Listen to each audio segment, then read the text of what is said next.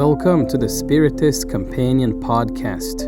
My name is Yuri Castro, and I'll be your companion on this journey where we study, reflect, and put Spiritist teachings into practice. If you enjoy what you hear, don't forget to subscribe, don't forget to follow our pages, and to send this podcast to someone else as well.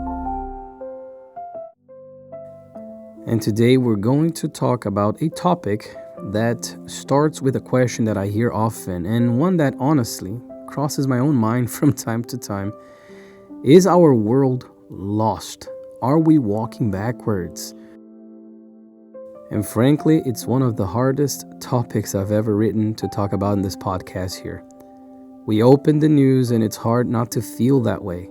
War here, violence there, corruption, crisis, intolerance, and a growing sense that things are getting worse, that humanity is sliding backward, that darkness is winning. But does that impression actually match reality? Or are we seeing the world through a lens that distorts what's really happening? Shall we study together? Well, first, let's go to the Spirit's book, because there, in this book published by Allan Kardec back in 1857, he will dedicate a large portion to the moral laws, and among them is the law of progress. For instance, question 783, he asks whether the improvement of humanity always follows a slow and gradual march, and the Spirit's answering is revealing. They say that, yes, there is that gradual progress that comes from the natural force of things. They also add that when a culture does not advance quickly enough, then from time to time, God causes a physical or moral jolt that transforms it. And interestingly, what we see is that people usually, they're going to say, do not perceive more than the momentary disorder and confusion that affect their own material interests.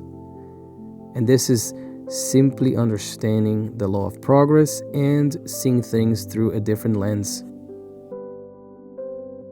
And that is true to what we observe in history. Progress is rarely linear, rarely peaceful as well. It often arrives wrapped in crisis, in ruptures, in moments that, seen up close, look like catastrophe. But that seen from a distance, with the eyes of the Spirit, turn out to be turning points. And this renovation sometimes can look like a destruction. We know our planet is progressing from trials and expiations to a world of regeneration. So let's think of a house being renovated, for instance. For a while, and sometimes quite a long while, it looks worse than it did before. Walls torn open, dust in the air, there's noise, there's rubble on the floor. Someone who walks in during that phase and doesn't know what's happening might think the house is being destroyed. It's getting worse. But whoever understands the process knows it's being transformed. I think humanity is living through something similar. What we see in the news isn't necessarily evidence that things are getting worse. It may be evidence that a transformation is underway, and transformations make noise. But why does everything seem to be getting worse? There's a factor I think distorts our perception significantly, and it's worth naming. 100 years ago, maybe 200 years ago even, many of the injustices that existed simply never reached most people. And not because they were less serious, but because information didn't travel as fast as it does now. What happened in a distant city stayed in that city. What the powerful did in the shadows stayed in the shadows. Today, that's no longer the case. We have instant access to events happening anywhere in the world, 24 hours a day, 7 days a week. An act of violence on the other side of the planet appears on your phone within minutes, within seconds actually. That creates the impression that evil has grown. But maybe what's actually grown is our capacity to see it. Noticing more problems is not the same thing as there being more problems. But is evil growing or is it being exposed? I think that's a central question, because think about how many things that were once accepted are now being questioned. Behaviors that were normalized and now meet resistance. Injustices that lived in the dark and are now being brought into the open. That can look like deterioration, that our world is lost. But maybe it's exactly the opposite. Maybe what we're witnessing is the exposure of what was always there but can no longer stay hidden. Spiritism has a beautiful image for this. When you increase the light in a room, what was concealed in the darkness becomes visible. The dirt didn't appear at that moment, it was already there. The light simply allowed it to be seen. And seeing the problem is the first step towards solving it. We can also think that our world is evolving, is progressing, and as such, we'll have spirits that are still very much chained to evil acts come here to have, quote unquote, their final chance to progress with the world. Humanity, my dear friends, has improved already, and significantly too, because if we pause and we look back with a bit more distance, we'll see that a few centuries ago, slavery wasn't just accepted, it was considered a natural part of the order of things. Torture was a legal and public instrument. Human rights were a concept that barely existed. Women couldn't vote, couldn't own property, had no voice in almost any sphere of life. Children worked in conditions we would call abuse without a second thought today. Yes, we still have serious, very serious problems. I won't pretend otherwise, of course, but an honest comparison with the past shows that we have advanced. Progress can be frustratingly slow, but it exists and it's real.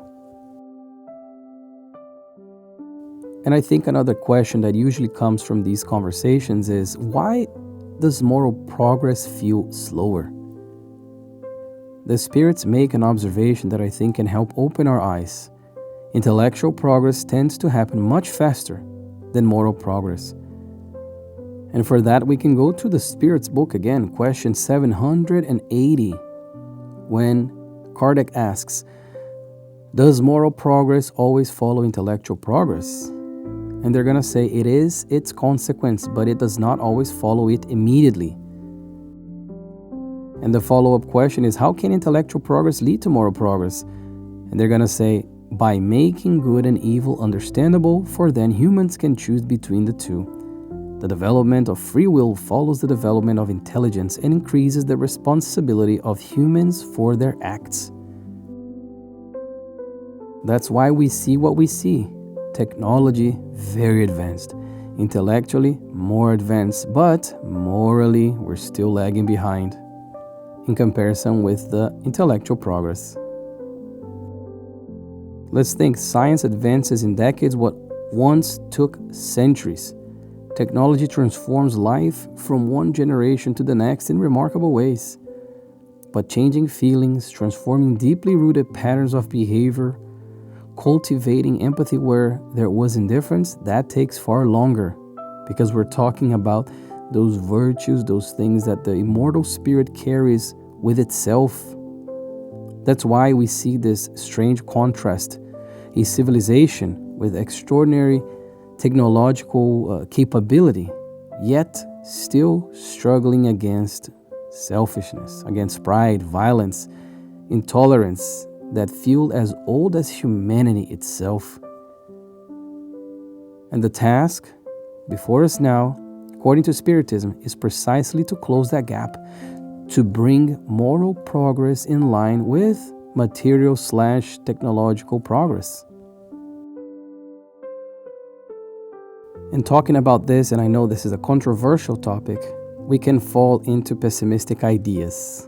And then something very dangerous can happen, paralysis. If nothing is going to improve anyway, why try? If evil has already won, what's the point of acting well?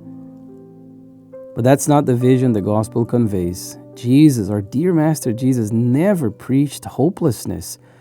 Quite the opposite. He spoke of a kingdom that grows silently, like a seed no one sees germinating, but which one day becomes a tree. Pessimism can feel like realism sometimes, but often it's just a way of giving up without admitting you're giving up. So let's talk about the practical side of this episode. What can I actually do, you may be asking? I think that's a question that naturally comes up when we think about problems this large. What can one person do in the face of all of this?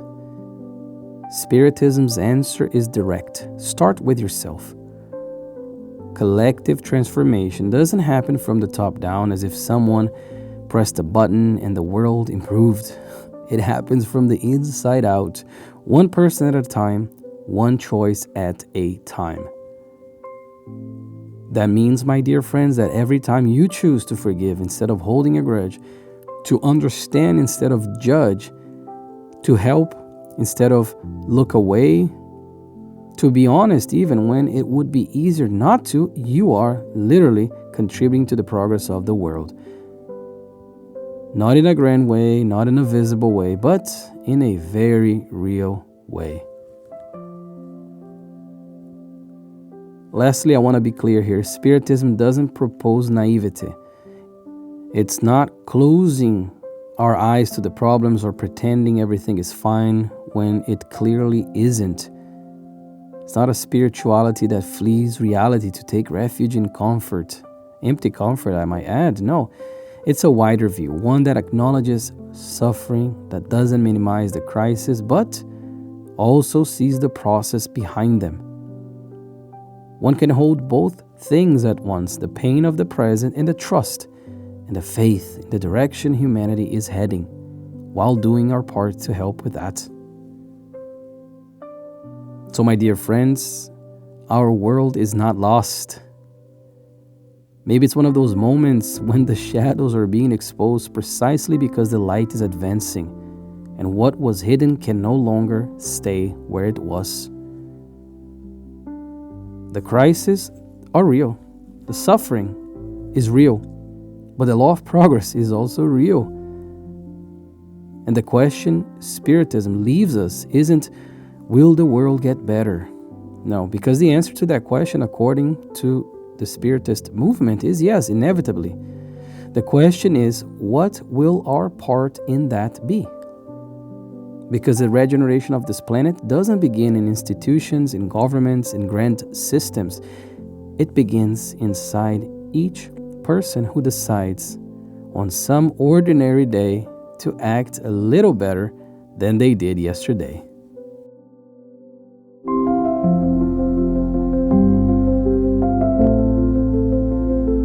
And just like that, we finish episode 56 of the Spiritist Companion podcast. My dear friends, as usual, thank you so much for tuning in. Thank you so much for listening to me. I hope this was helpful, even if just a little. And if it was, please consider subscribing, following our pages, and most importantly, sending this podcast to someone else. I'll see you next Monday for another episode of the Spiritist Companion podcast. And until then, take care of yourself and keep doing your part. With fraternal love, your Spiritist Companion.